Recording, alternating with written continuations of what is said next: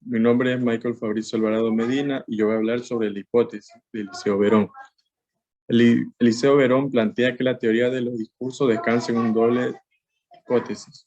Toda producción de sentido es necesariamente social. No se puede escribir ni explicar satisfactoriamente un proceso significante sin explicar sus condiciones sociales productivas. Todo fenómeno social es en una de sus dimensiones constitutivas un proceso de producción de sentido, cualquiera que fuera el nivel de análisis, más o menos micro o macro sociológico. Ambos componentes tienen la misma importancia. Es necesario aclarar que esta doble hipótesis no pretende afirmar nada acerca de la homogeneidad en los funcionamientos sociales. Si la semiosis es condición de fundamento de una sociedad en todos sus niveles, eso no quiere decir que manifiesta las mismas modalidades en todos lados, ni que la sociedad en su conjunto tengan algún tipo de unidad significante. Verón afirma que es la semiosis donde se construye la realidad de lo social, el mínimo acto en sociedad de un individuo. Se supone que la puesta en práctica de un encuadre cognitivo socializado es una estructuración socializada de las pulsiones. Toda producción de sentido tiene una manifestación material. Esta materialidad del sentido define la condición esencial, el punto de partida necesario de todo estudio empírico de la producción de sentido.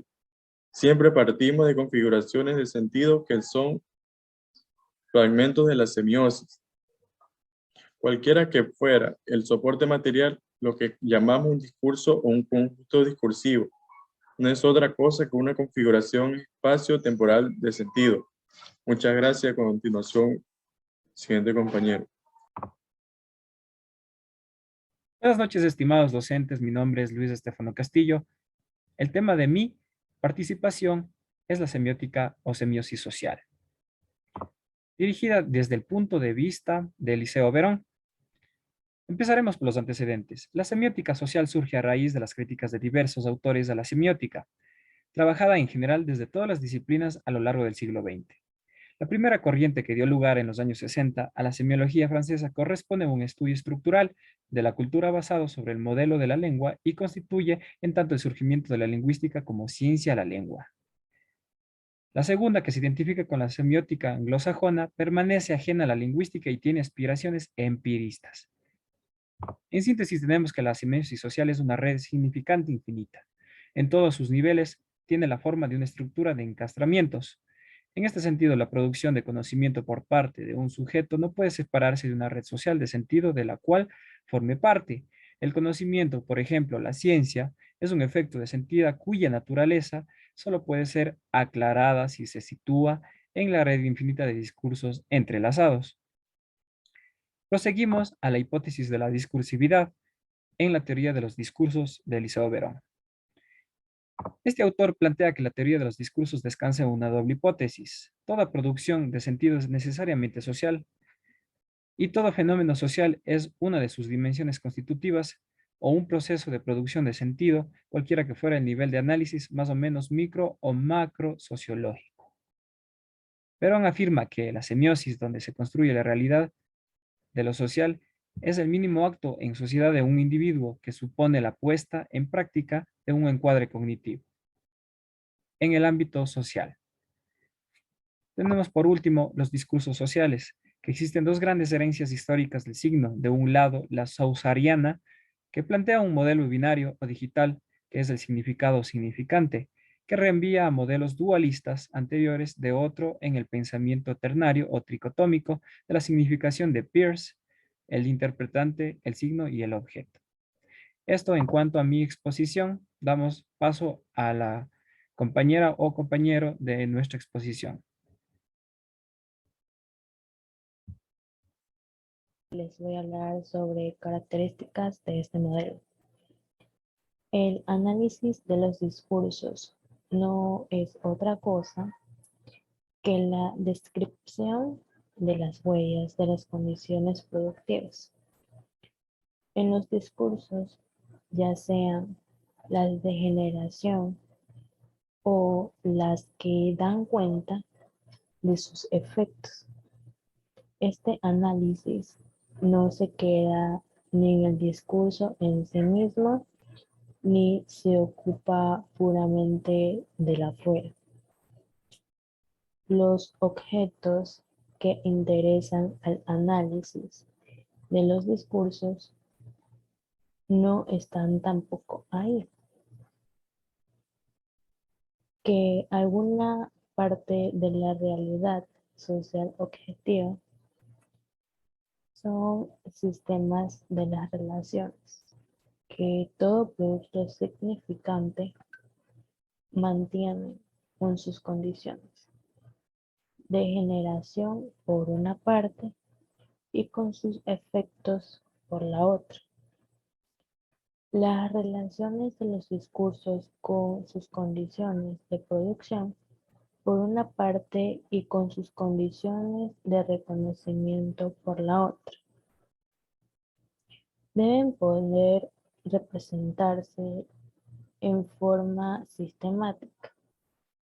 Debemos tener en cuenta las reglas de generación o gramáticas de producción y reglas de lectura o gramáticas de lectura. Estas reglas describen operaciones de asignación de sentido en las materias significantes. Muchas gracias. Hola, muy buenas noches. Mi nombre es Alison Villalta y el día de hoy les voy a hablar sobre el análisis de un filme de cassette. Analizar es un conjunto de operaciones aplicadas sobre un objeto determinado y consiste en su descomposición y en su sucesiva recomposición con el fin de identificar mejor a los componentes. Reconocimiento: capacidad de identificar todo en cuanto aparece en pantalla. Acción puntual: comprensión: capacidad de insertar todo en cuanto aparece en la pantalla en un conjunto mucho más amplio. Describir: recorrer una serie de elementos uno por uno con cuidado hasta el último de ellos. Interpretar: desplegar una atención obstinada con respecto al objeto e interactuar explícitamente con él.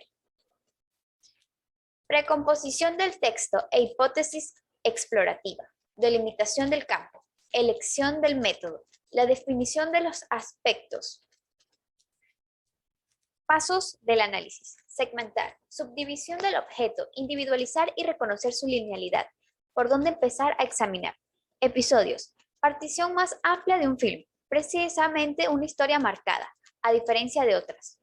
Variantes de una realización: enumerar y ordenar. Se delinea en un primer mapa del objeto que tenga en cuenta las diferencias y semejanzas tanto de la estructura como de las funciones. Recomponer y modelizar, reconstrucción de un cuadro global. Enumeración: catálogo sistemático de las presencias de un film. Ordenamiento: se tiene presente cada elemento atribuyéndole una determinada secuencia como encuadre como conjunto. Muchas gracias. A continuación, mi compañera. Hola, mi nombre es Olguita Portocarrero Ramos y yo voy a hablar sobre lo que son los significantes y las áreas expresivas. Primero debemos distinguir los distintos tipos de significantes del film y los materiales que son sensibles con los signos. Entonces, las materias de la expresión se dividen en lo que son significantes visuales, que es todo aquello que está relativo a la vista, las imágenes con movimiento, que son los artificios icónicos, los signos escritos, que son las lenguas naturales, los significantes sonoros, que es todo lo que está relativo al oído, y las voces, que son las lenguas que hablamos, el canto, lo que es. También tenemos lo que es el ruido, que son todos los sonidos externos que escuchamos, y lo que son las músicas, que se dividen en lo que son las notas y los timbres. También debemos tener en cuenta que el film roba lenguajes ya consolidados para mezclarlos y superponerlos, y también se articulan en un amalgama completamente general. También voy a hablar sobre lo que son los signos. Eh, los signos se dividen en lo que es índice, icono y símbolos, según Percy. Entonces, el índice es el signo que testimonia la existencia de un objeto y está en relación con la contigüidad. Lo que es el icono, que reproduce el contorno del objeto, y lo que son los símbolos, que son los signos convencionales. El cine también posee todos estos signos. En los iconos encontramos lo que son las imágenes, en los símbolos encontramos todo lo que son las músicas y las palabras, y en el índice encontramos todo lo que son los ruidos.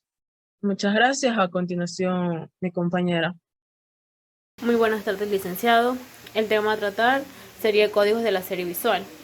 En los códigos de la serie visual se dividen entre primer grupo, segundo grupo, tercer grupo, entre otros. En el primer grupo se encuentra la iconicidad. La iconicidad está dividida entre códigos de la denominación y reconocimiento icónico, también está dividida por códigos de la transcripción icónica y los códigos de la composición icónica, códigos de la figuración, códigos de plasticidad de la imagen, códigos icográficos que regulan la construcción de las figuras que se destacan, y los códigos estilísticos. En el segundo plano nos encontramos con la composición fotográfica, que sería entre cine, copia y que se reproduce fotográficamente entre la realidad.